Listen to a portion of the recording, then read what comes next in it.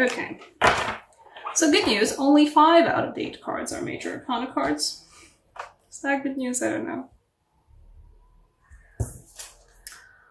Hangman, Chariot, Wheel of Fortune, non-major arcana card for this card, the extra card for this deck, the Illumination, that I do count as a major arcana card, and the High Priestess. Those are your major arcanas.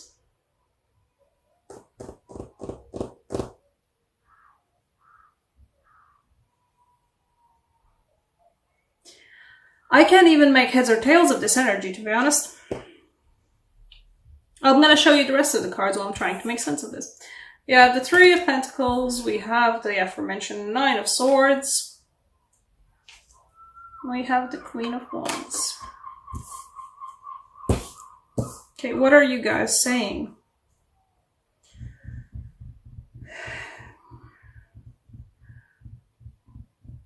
There is a big change coming. You're going to be feeling like you have no control over what's happening, while you do actually have control of what's happening. No, that's not it. There is a big change coming. And you're going to feel like you're way in over your head. There it is. But only through your intuition, your gut feelings, will you be able to figure out what even is going on and how to go about reining it all in. It can be reined in, but only if you kind of let go. If you let go of the analytical, if this then that thinking. If you've got that mindset where you've got like a set of rules in your head, if you've got like a set of operations for, if this happens in my life, then I do this and this and this and this. The upheaval is going to be very large, and your first instinct is going to go completely, analytically at it, and whatever aspect of your life is happening, your first gut feeling is gonna be to go completely analytically at it and rein it in using your previous modus operandi that is not gonna pan out this time. It's not.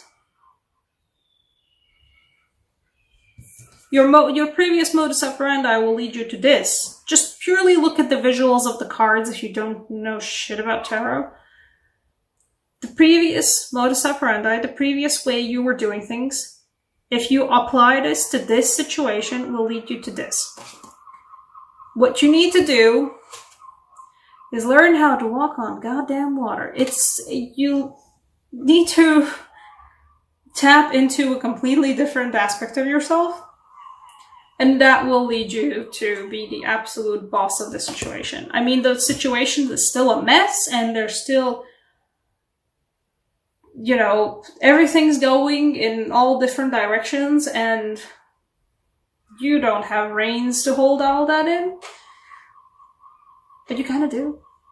If you come from the position of working from your gut, working from your inner knowledge, working from your feelings, I don't know, working from your heart even, you're going to be able to handle this. If not, then this. I mean, either way, probably this. Either way. Whatever it is that you've been building and working on that's having such an upheaval right now, and everything about it. Might be a job, might be a venture, might be a like outside of work way of income, might be I don't know, living situation, something that you've been putting serious work into, literally laying the bricks in some cases. the thing that's gonna just, like, this is not just like, oh, Wheel of Fortune, stuff's kind of turning around, maybe coming back to where it needs to be. It's a major spin of the wheel, and it's not like the spin of the wheel where it's like, oh yes, and the Wheel of Fortune spins around, you know, like the world keeps spinning, and now it's summer again, where previously there was winter, and just keeps like nice and evenly spinning. No. The illumination gives the Wheel of Fortune like an actual Wheel of Fortune, like in TV shows where you just go spin and just spin it as hard as you can, and then just hope it lands on something good, or hope it lands on the best thing that it can. That's what that spinning will be like. That's what that upheaval will be like. It's gonna make your head spin too. And it's gonna be about something that you've been putting hours into, you've been putting work into, you've been putting effort into. And you're probably gonna be so anxious about it, you've been already anxious about it so much that you have sleepless nights, you can't sleep, you can't relax, everything's horrible. You feel like you're staring into the mouth of just so many swords. Why does the swan have so many swords in its mouth? What kind of a swan even are you? But that's what that will feel like. You're staring into the maw of something that's absolutely has the power to swallow you whole.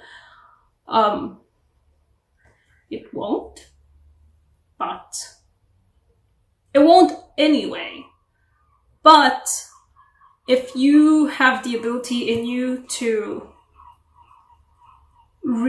connect more deeply with your intuitive side, with your feeling side, with everything, with this, with the delicate balance of walking on water. As in one particular commentary for this card, I said that it does make me think of Persephone's and Haiti with the pomegranates. The ability to be in both a goddess of spring and the queen of the underworld. Doing both. Being connected with both. If you have the power to connect more deeply with that, you will stop feeling like this. You will stop feeling like you're staring into the maw of so many teeth that are going to swallow you whole. Because you will be. This is an illusion. This feels like this, but that is an illusion.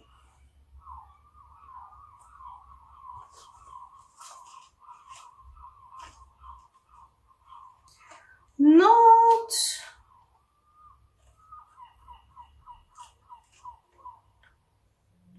Where is the Queen of Wands? I'd say this is not about you. We also have a Queen of Wands here. It feels like somebody else.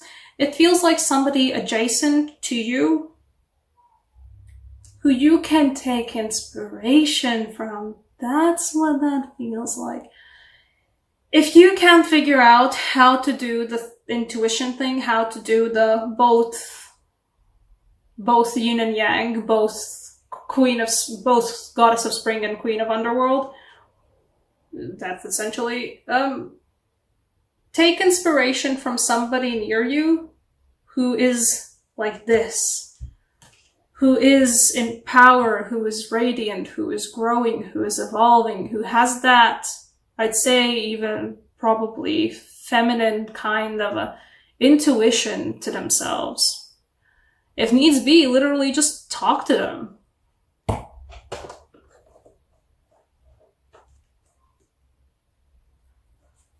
You will... They will be around you. Somebody like that will be around you. I don't know whether it's somebody close to you romantically or a mother figure, perhaps a father figure, I don't know, some parent figure. But somebody who has that vibe with the universe, or even when you've seen that they've gone through times when they're just swamped, when they're just way in over their heads, but they still manage to retain that, yeah, I'm in over my head, but I've got I've got a vibe about where this is going. I've got a vibe about how to handle this, and they do.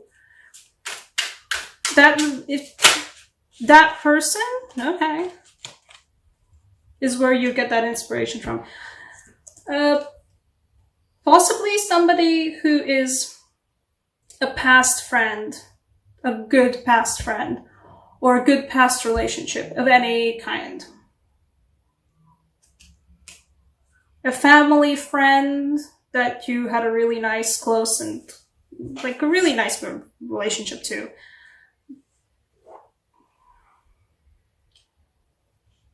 But whoever it is, it's somebody who is close to you or has been close to you before and has the possibility of being close to you again.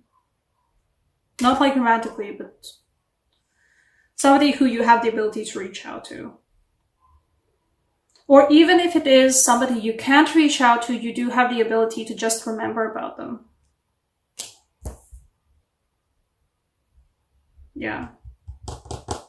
You have the ability to, somewhere in your life, somewhere in your previous experience, there is that person who you can take an inspiration from on how to deal with this.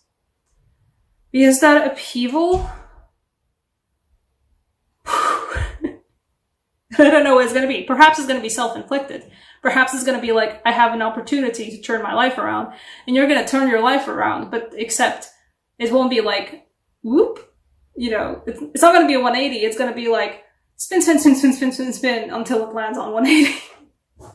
It's going to end up being 180, but before that, it's going to go through so many more degrees, like thousands of degrees. Something circumference, something blah, blah, blah math.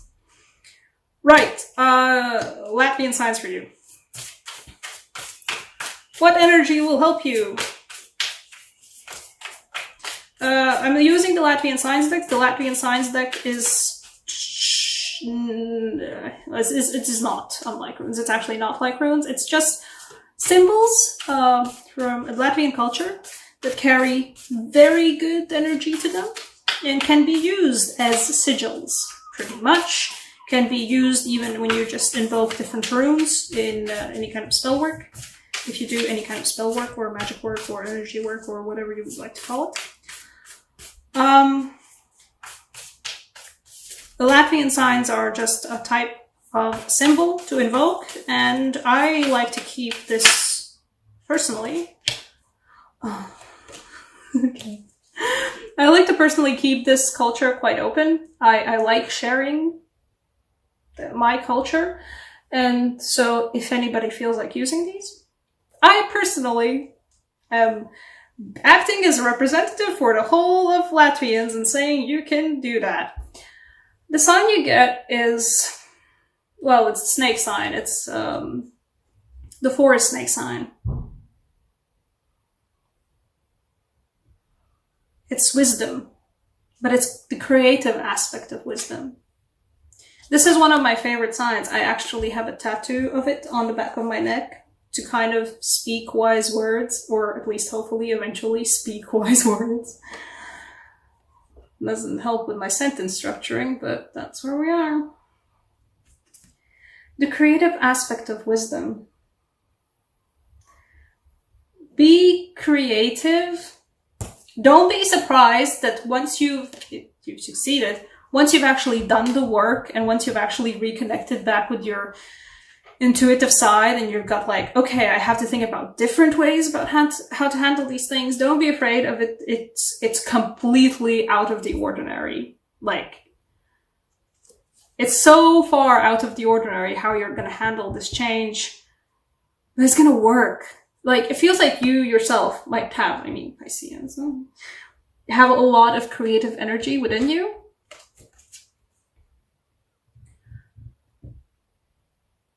That creative energy kind of holds the universe together. I just said that, I guess. That creative energy holds the universe together. It can also hold this together.